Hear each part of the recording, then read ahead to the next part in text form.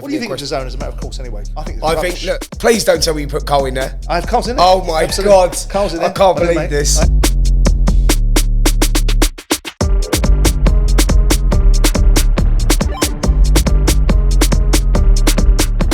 Welcome to Talk Boxing, the Q&A with Simon, Jordan and Spencer Oliver, where every week we answer your questions. Now, of course, don't forget to keep liking and subscribing.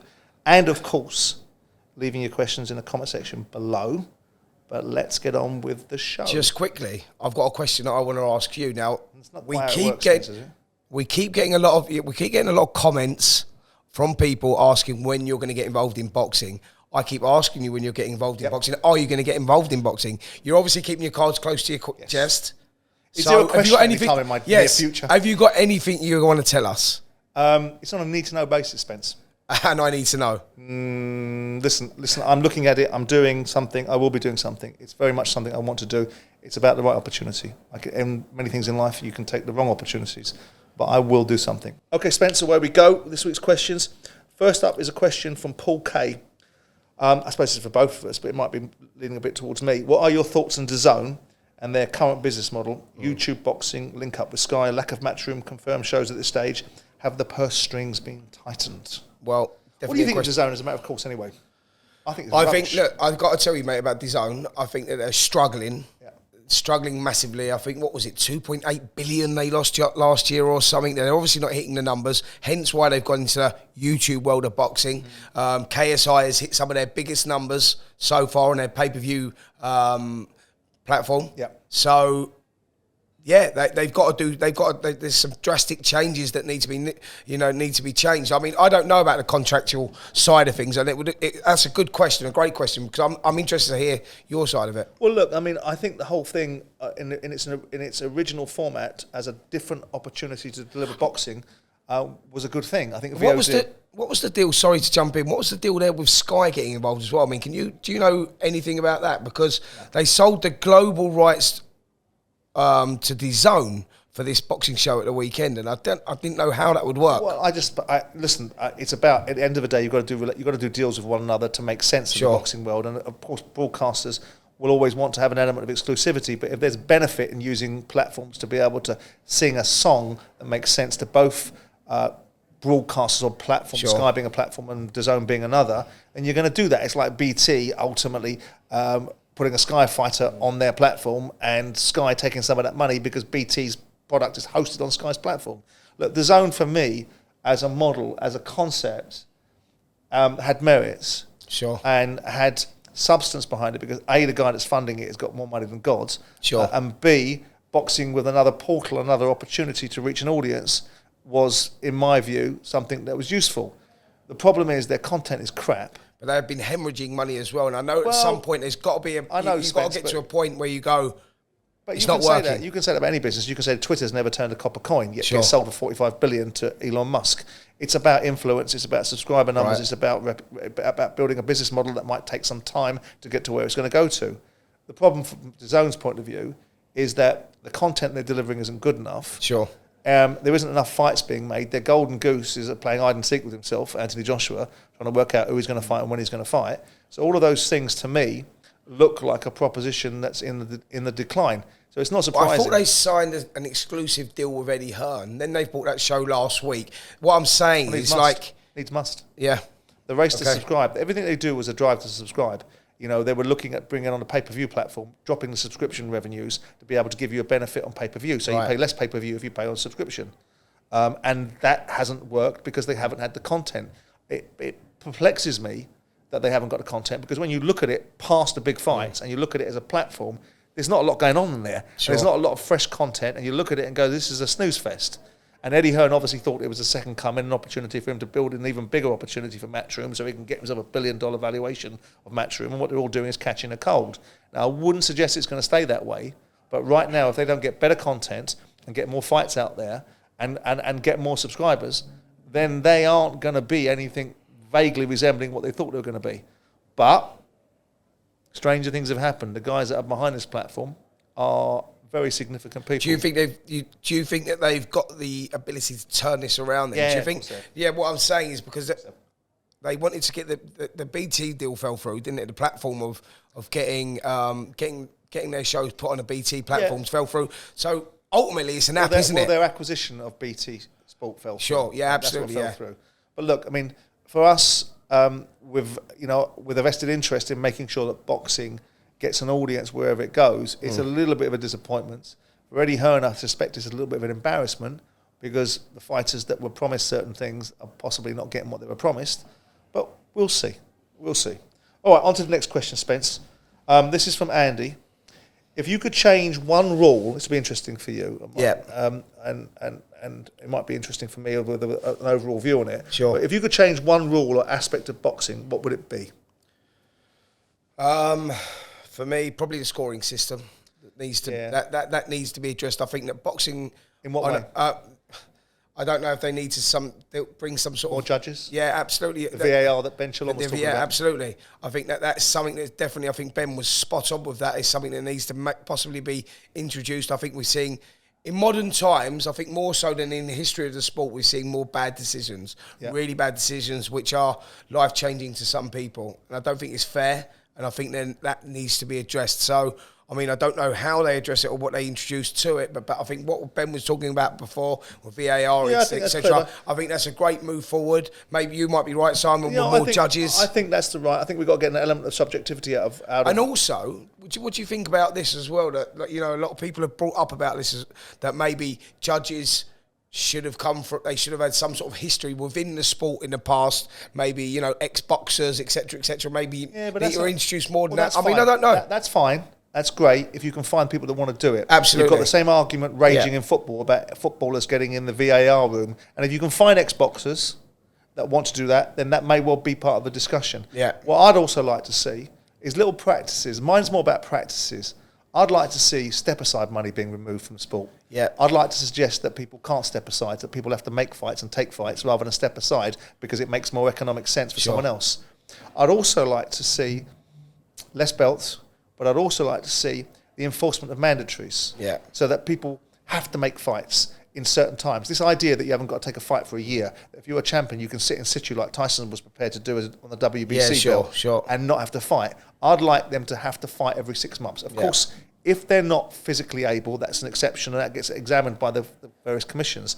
But in order to make this sport more appealing, because the one thing I'm noticing the more I look at boxing with a really interested eye, both commercially and as a fan, is that there isn't, like football, you've got content all the time. You've got subject matter all the time. There isn't enough content in boxing to be able to drive the zones of the world, right? So that means the reasons for that is there's not enough fights.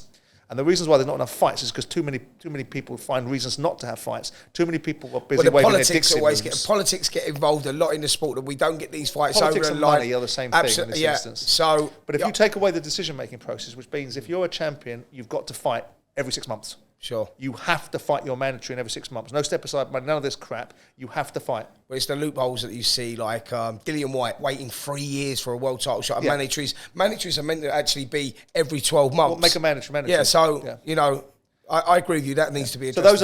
So those are not necessarily rules to answer this question, but they're actually the overriding architecture of what makes a sport hang together. And of course, I'd like to get into the British Boxing Board of No Control and get them changed, reformed and recalibrated so they've actually got some authority, so they can start to regulate the industry better, they can start to deal with drug testing. Because, Robert Smith, and I like Robert, I like him as a bloke, he's very personable. That's why he's in the job that he's in, because he's personable. But the bottom line is that when they say about people like me, Johnny lately comes in with an opinion, and only talks about the things that we don't do, well, great, we can all talk about the things you do because that's what you're there for. Absolutely. But when you don't do things like when you've got situations like Conor Benn and you let it get out of hand, when you've got situations with scoring and situations around Jack Catterall and Josh Taylor, which, by the way, it's a piss of that fight's been called off, isn't it? Yeah. Because that was a great one. I would like to get into that, actually. I'd like to talk about it. We'll do that probably next week.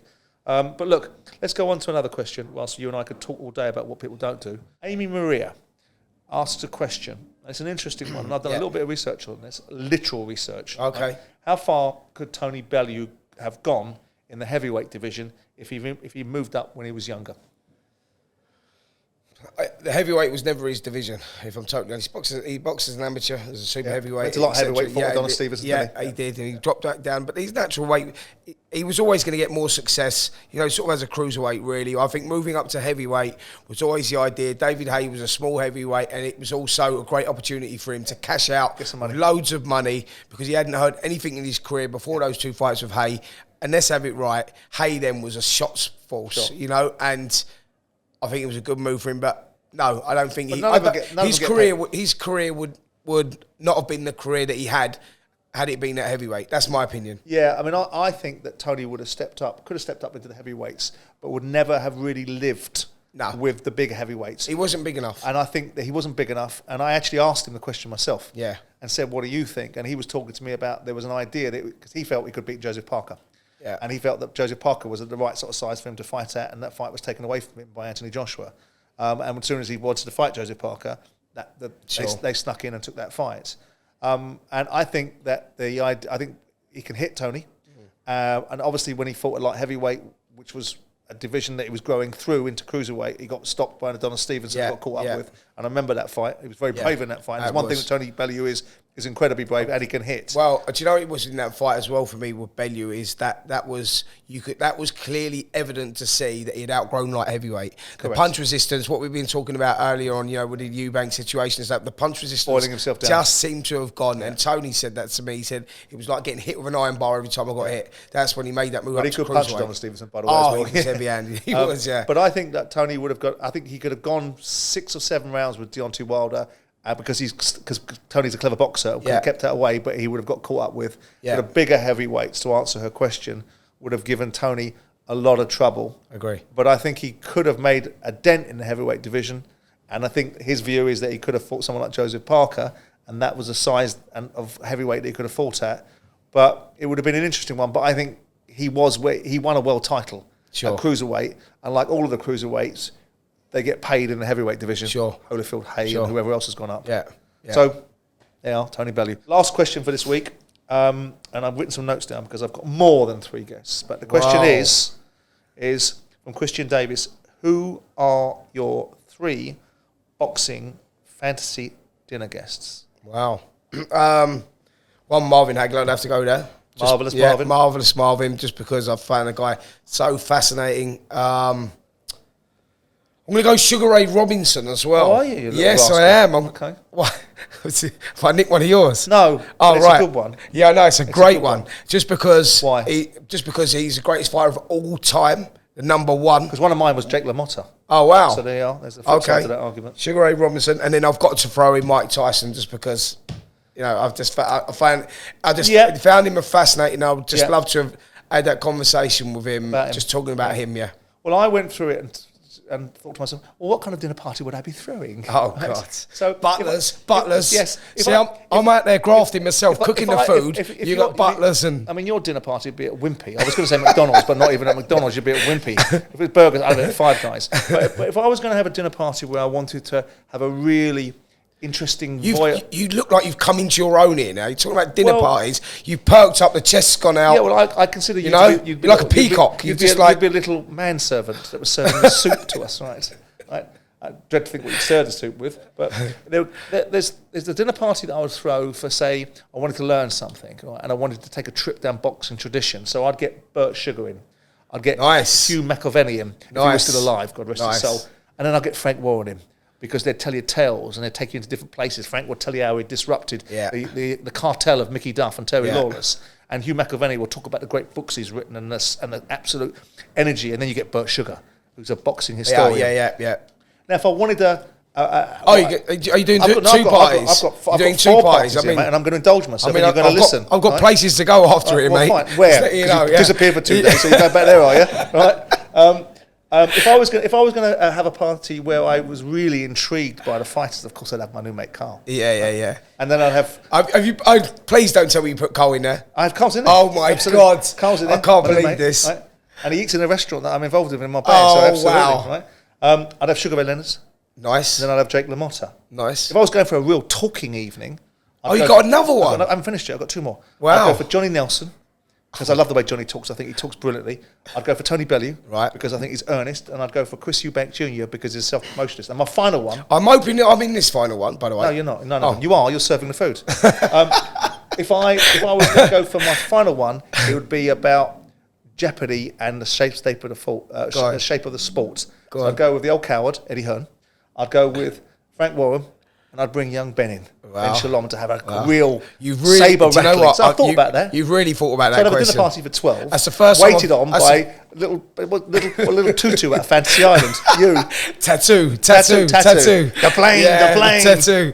Oh, wow. Can't believe you really... That's the first time I've seen you do any sort of research. Impressive. I did some Very research. Good. Anyway, listen. That's it for this week's question and answer with Spencer and Oliver and Simon Jordan. As we say, keep liking and subscribing. Keep leaving the questions in the comment section below. And we'll look forward to seeing you next week.